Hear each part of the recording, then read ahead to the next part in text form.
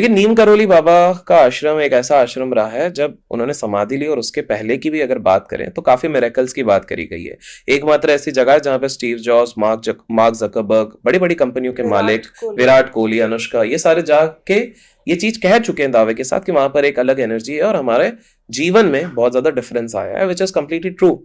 जब मैं वहां पर गया था तो मैं कहूंगा नीम करोली बाबा के आश्रम में तो ऑलरेडी काफी पॉजिटिव वाइब्रेशन है, पर उससे ज्यादा एक और जगह पे वाइब्रेशन, एक स्थल है जो वहां से 5 किलोमीटर दूर है, जहां पर कि आप अगर बैठ के मेडिटेट करते हैं तो आपको एक अलग काइंड ऑफ एनर्जी फील्ड होती वहां पर देखी जाएगी।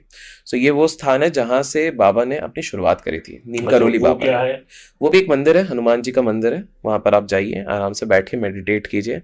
अंदर ही अगर आप जाते हैं, अगर वैसे वो अलाउ नहीं करेंगे, वहां पे 2 केयर टेकर्स हैं, तो वहां पर बाबा जी की पलंग है। अच्छा जी, वो वही स्थल से शुरुआत करी थी। काफी सारे लोग लगता है कैंची अगर जाते तो ये जो मेन टेम्पल है वहां से शुरुआत करी है, नहीं, बाबा जी ने वहां से शुरुआत करी। तो एक अब बाबा जी के अगर किस्से ही देखेंगे, जैसे एक छोटा सा किस्सा मैं बता देता हूँ आप लोगों को, तो आप खुद सोचिए कितने ज्यादा पावरफुल थे नीम करोली बाबा। सो एक बार क्या होता है कि नीम करोली बाबा को हर कोई ऑब्वियसली श्रद्धा की नजरों से देखते हैं, सब उनको आशीर्वाद चाहते हैं।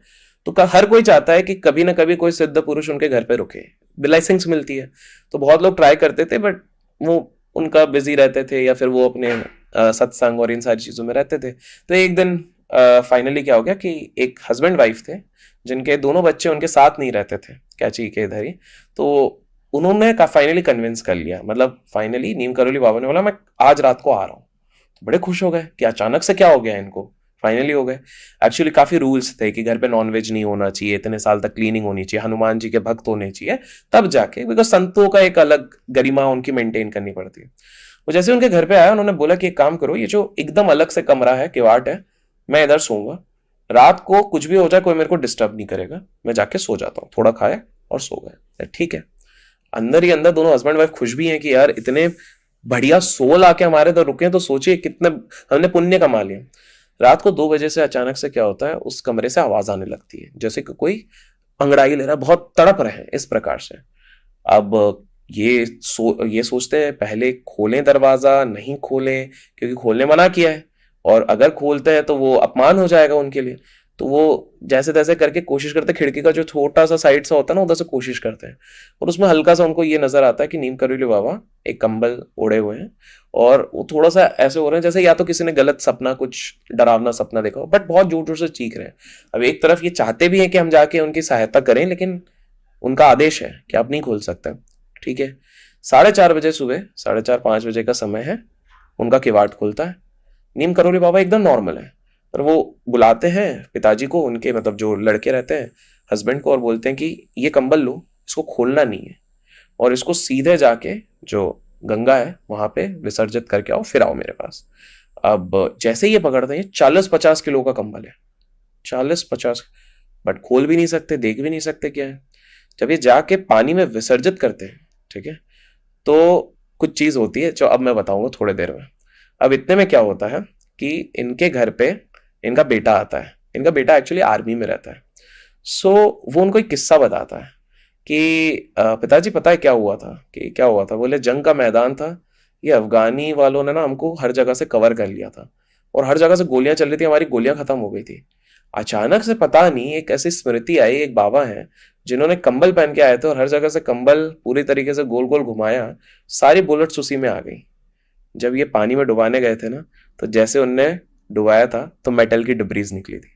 बेसिकली वो और कोई नहीं थे, नीम करोली बाबा थे, जो उनके बेटे की रक्षा के लिए वहां पे पहुंचे। और वो वेट हैवी इसलिए था बिकॉज हर जगह से अगर सारा बुलेट कलेक्ट हो गया होगा तो वो कितना हैवी होगा, आप सोचिए। तो आप सोचिए इस प्रकार के चमत्कार हुए हैं जहां पे नीम करोली बाबा ने, तब उनके हस्बैंड वाइफ को क्लिक हुआ कि अरे बाप रे, इस प्रकार से नीम करोली बाबा ने हमारी सहायता करी है।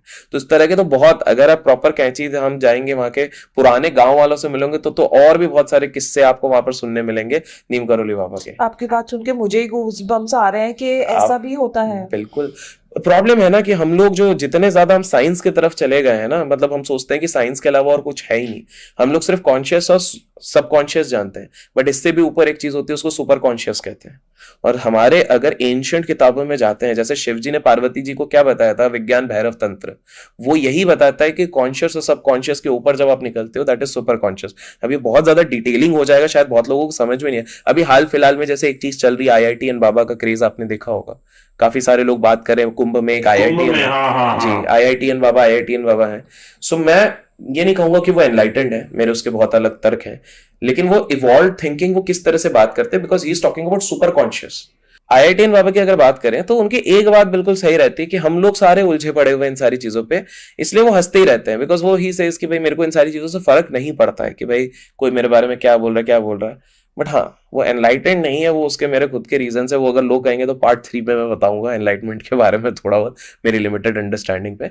बट ये वाली चीज है, तो यही है सबकॉन्शियस माइंड और सब साइंटिफिक, आप उसको ऐसे एंड अप कर दो ना कि ये साइंस के ऊपर भी चीजें हैं। सो हमको यही समझना पड़ेगा कि काफी सारी चीजें इस सृष्टि में ऐसी उपलब्ध हैं जो साइंस के भी ऊपर होती हैं। देखिए, साइंस जो आज का साइंस है वो हिस्ट्री का मैजिक था, as simple as that. Edison ने जब पहली बार बल्ब जलाया था JP मॉर्गन के घर पे, सबने पहला शब्द कहा था मैजिक। बड़े बड़े लोग खड़े हुए और मैजिक कह रहे हैं, क्यों? उनको समझ में ही नहीं आया कि भाई ऐसी कोई चीज हो सकती है। 30 साल पहले अगर कोई हार्ट ट्रांसप्लांट की बात कहता तो उसको कहता है मैजिक। आज ये नॉर्मलाइजेशन है। इसी तरीके से आज हम हेड ट्रांसप्लांट को कह सकते हैं मैजिक, लेकिन शिव जी पहले कर चुके हैं। हाँ, गणेश जी का। एब्सोल्युटली, साइंस के हिसाब से विद ड्यू रिस्पेक्ट अगर हम देखें, एवरीथिंग वो साइंटिफिक।